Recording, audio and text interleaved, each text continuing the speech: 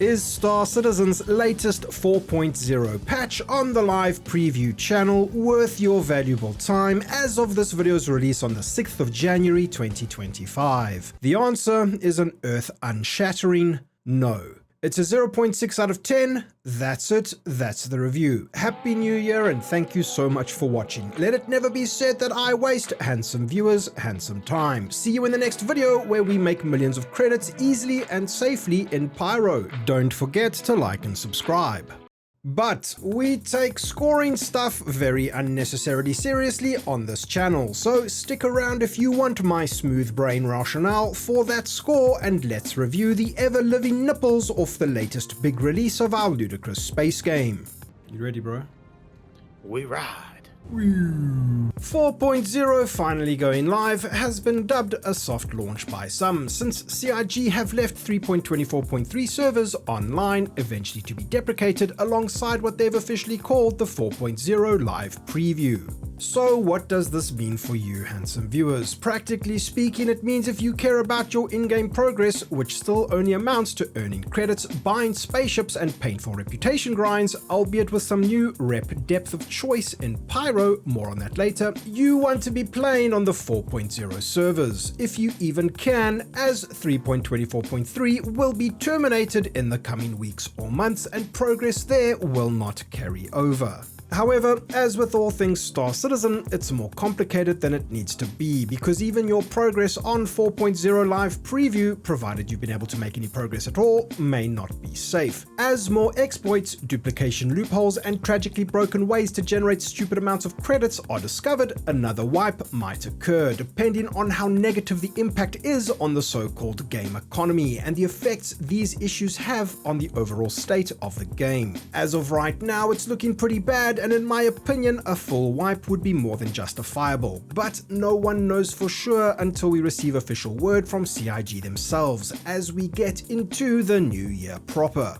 We'll talk about the problems 4.0 is having soon, but first we need to discuss the server meshed space elephant in the airlock. The most important thing to understand about 4.0 is that we finally have an implementation of the miraculous server meshing technology that is currently splitting Pyro and Stanton up to 5 servers each, pushing the player capacities up to 500 according to the patch notes, but 600 players according to the drop-down when joining a friend's shard. That's 6 times the player cap of previous versions of the game, with hundreds of players sharing the same game space, and for the first time ever providing us with an incredibly responsive experience, sometimes when it works, which was a lot during the first week of release, but even less so as time has passed. However, right now, some players are able to have a great experience depending on where they are in Pyro or Stanton and what the state is of their shard or server they happen to be on. You see, the words Star Citizen themselves should become the very definition of the word anecdotal. What I've experienced versus what you've experienced so far in 4.0 are going to be two completely different things, and obviously I can only base the majority of this review on my own personal and subjective experiences. On the patch's launch day, I streamed Star Citizen solidly for a full 13.5 hours before we began to see degradation impact our play experience, with inventory delays and unresponsive interactions slowly making the game more and more unplayable. As of recording this video, it's been about 3 weeks since the launch of 4.0, and as we got closer to Christmas Day, things got far worse for myself and others.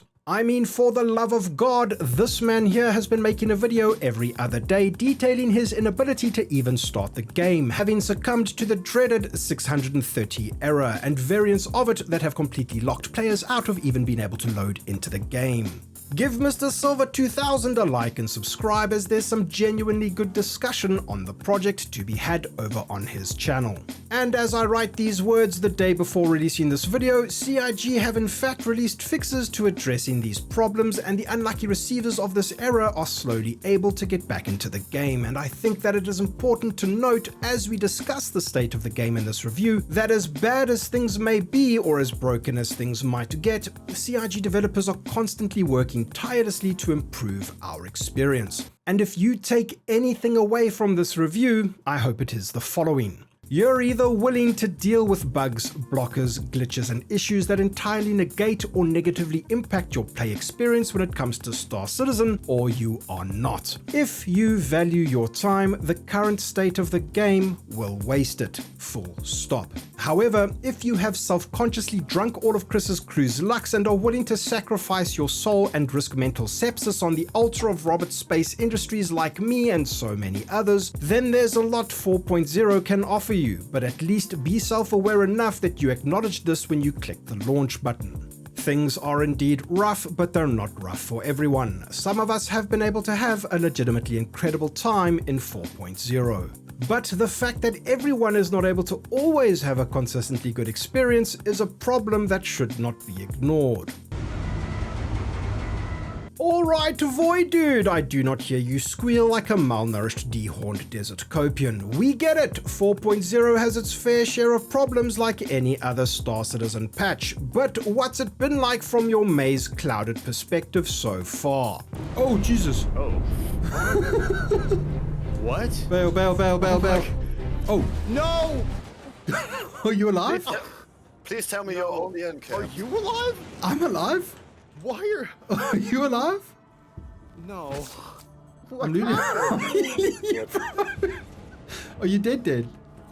Yeah, I'm dead. Something destroyed us, bro. Warsaw handsome viewer. On the PvE side of things, it's been a mixed bag, as one of the reasons 4.0 had a soft launch instead of a hardcore hard launch was that not all missions are working as intended, with server meshing causing potential issues with the contract system. Personally, I've been able to do a fair share of space quests, and NPCs have become responsive and potentially quite deadly for the most part. Again, this is all tied to the health of your respective server and whatever state of degradation it happens to be in. So your mileage may vary, but your average PvE mission is capable of providing some actual fun.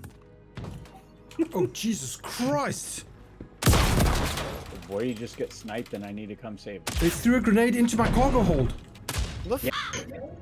The NPCs Yeah. threw a grenade into my cargo hold.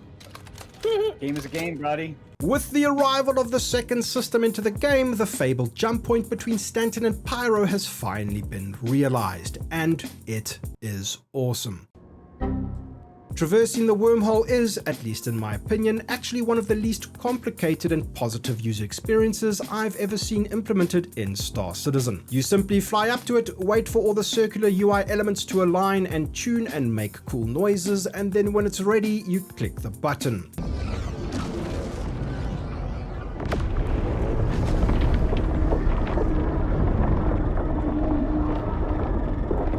And that's it. It's so intuitive, even I got it right the first time I jumped through CIG's impressive take on an Einstein-Rosen bridge that seamlessly ferries players who maintain control of their vessels throughout the jump between Pyro and Stanton without any Todd-Steen Howardson-inspired loading screens. I just find it funny that after an entire ISC dedicated to jump points, they actually made these far more user-friendly and intuitive than they advertised on the show, and I hope this becomes more of a trend for features and gameplay in our ludicrous space game going forward.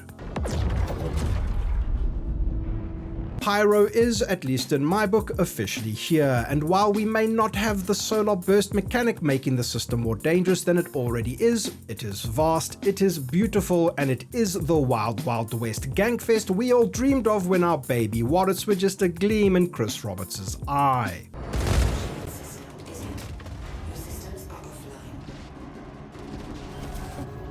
However, Pyro honestly is hardly the degenerate grief fest the front page of Spectrum makes it out to be. Yes, you'll probably get murder hoboed on sight now and then. Yes, there are tons of PvP hotspots, but with all the time I've spent exploring the new system, I find it very possible to go on your own epic solo space trading, pirating, contracting, hoarding, salvaging, smuggling adventures and practically never get bothered by another player. I'll dive deeper into my take on the PvP versus PvE discussion in another video, because I feel this discussion is actually as important as it is tired, but ultimately I do believe the game does not provide enough information to your average casual space JPEG enjoyer, who may find that traversing the environments that Pyro provides to be an incredibly frustrating experience. But in all honesty, it's really not that different to Stanton. Star Citizen will continue to be a dark forest. Check out this video until we get the tools and gameplay systems in place to make even the most murderous and bloodthirsty of murder hobos think twice before launching the size 9 torpedo at an unsuspecting Aurora. There are a ton of new bunker type locations littered throughout Pyro, only instead of being in the ground on planets, they're now in the smaller ground of asteroids. There's some loot to be had and missions to be done at these locations, and worth noting are the contracts that have you clearing the asteroid base and getting access to a hangar within the facility that contains a ship with some cargo that you can then procure and sell at your leisure, which is great because it showcases a bit more of what Star Citizen is capable of as a sandbox, with players seamlessly tackling on-foot and in-ship gameplay, if only in a more linear and controlled fashion. Hopefully this is just the tip of the iceberg for more actually dynamic missions and scenarios in the future. It is quite underwhelming, however, to discover that most, if not all, of the random asteroid base locations share the exact same layout or level template, which immediately, at least for me, makes repeating them far more uninteresting. I understand that Pyro as a system has its gritty dystopian lore to be considered when creating gameplay spaces for players to interact with, but it really starts to feel like once you've seen one apocalyptic indoor laser tag arena, you've seen them all. I can appreciate the theming of Pyro as much as the next Star Citizen, but a healthy dose of environmental diversity would really go a long way to make each epic space adventure feel a lot less samey. Imagine if a few space stations shared the same aesthetic and design of Stanton space stations, only completely run down, mostly derelict and barely working like their Pyro counterparts. This would reuse existing assets and provide a splash of indoor environment variety. I'm not a law expert, but surely not every space station in Pyro had to be made by the exact same space station manufacturer with only one 3D space station printer sharing the same design file. In my opinion, this creates an experience where players are more likely to feel visually fatigued when spending time in a single system, as there is very little to no diversity when you're indoors, which is a stark contrast to just how amazing it can be to spend time on the different planets and how different their biomes can be from one another, making this far less of an issue when spending time at outposts, even though surface-side structures individually share the same templates with variety in their placement, making them look and feel more unique to one another. The asteroid bases also tie into some of the new contested zones, which are locations at 3 of the major Pyro space stations that will have you engaging in epic painted Star Citizen desynchronous FPS action on demand as you fight over control of certain areas to gain keycards and comp boards to unlock actually good in-game rewards. I will never cover contested zones as well as known 5-head pirate and well-endowed golden eggplant sporter Space Cutlet has over on his YouTube channel. So if you're even vaguely interested in understanding the inner workings of this new gameplay system and earning yourself the potential prizes at the end of this insane rigmarole around Pyro, check out his video, give him a like and subscribe to one of the most knowledgeable content creators in the entire Star Citizen community. He streams regularly on Twitch as well, so definitely check him out. Circling back to missions and the contract system, there are a number of new factions operating within the Pyro system, and the 2 standouts worth mentioning here are the Headhunters and Citizens for Prosperity. Theoretically, gaining reputation with one faction will make you hostile with the other, which is actually one of the first meaningful gameplay decisions we get to make in the Star Citizen persistent universe. Approaching the outposts that are hostile towards you can impact your ability to easily purchase and sell their particular stocks of licit and illicit commodities, and there are quite a few high-risk but lucrative commodities you will gain access to or make harder for yourself to procure. So definitely check out the Headhunter and CFP locations, consider what's available and how often these surface-side locations get visited by other traders, smugglers, and murder hobos. It is worth mentioning that in our experience playing the game, we've been unable to identify any rhyme or reason to how the hostility flags work, with Augmates getting attacked at locations by the faction they had a positive reputation with anyway.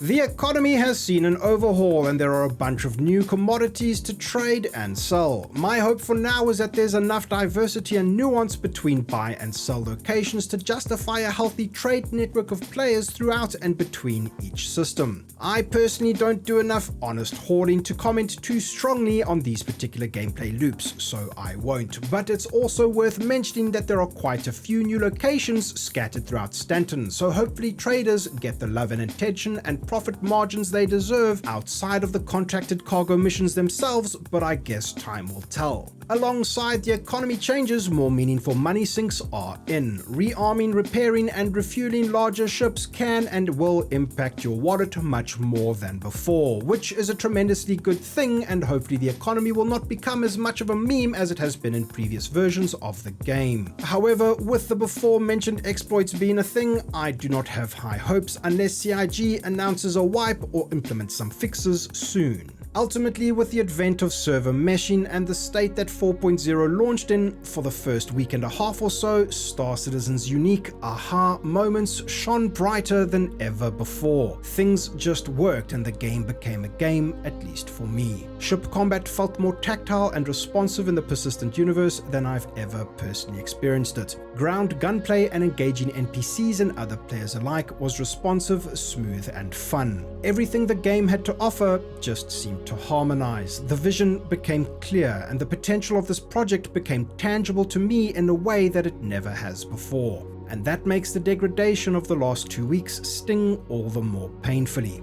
When the bugs do infiltrate your experience, or the server errors do smack you in the face, or the desync does desync you into oblivion and ruin your session, it's all the more frustrating because many of us have now experienced what it could be like when everything is running optimally and correctly. For God's sake, an augmate helped me find my first railgun of 4.0, and I promptly found myself in a situation unable to switch weapons while being brutalized by NPCs, and the next thing I know, I'm falling through the surface of the moon we were on while bleeding out and unable to heal. But I knew what I signed up for when I clicked the launch and acknowledge buttons. It's painful and unforgiving, more so than it ever has been in the past, because you're getting a taste of how good the Star Citizen meal can be before the dish is snatched away from you as you helplessly watch the food on the plate randomly explode while you're being kicked out of the 4.0 restaurant and then aren't allowed back in. No matter what your feelings are on Star Citizen, 4.0 has been, in my opinion, an incredible step.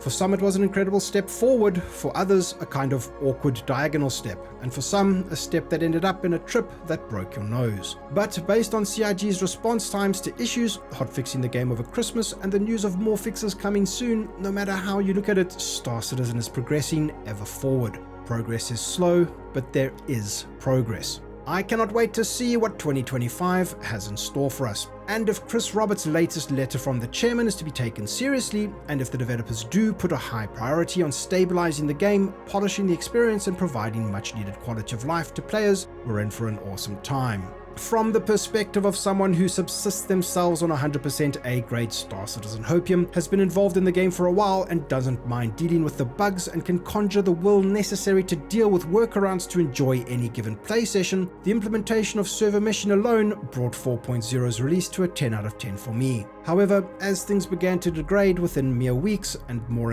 issues reared their ugly heads, the following formula is only fair and probably scientifically accurate. I do believe, however, that one day, not just Arena Commander, but Star Citizen and Squadron 42 will both be the perfect product. Thank you, channel patrons and channel members, for all your support. Thinking of pledging to this ludicrous space game? Then use the referral code on screen now from one of the channel's illustrious patrons and channel members for a free 5,000 starting credits. Support from handsome viewers like you genuinely keeps this channel going, so if you want to help out beyond a like and a subscribe, consider becoming a patron or use the join button below, and follow me on Twitch at twitch.tv/voidude, or right here on YouTube for live streams every single Friday. Wow, thank you so much for watching. I'll see you around the verse. Cheers.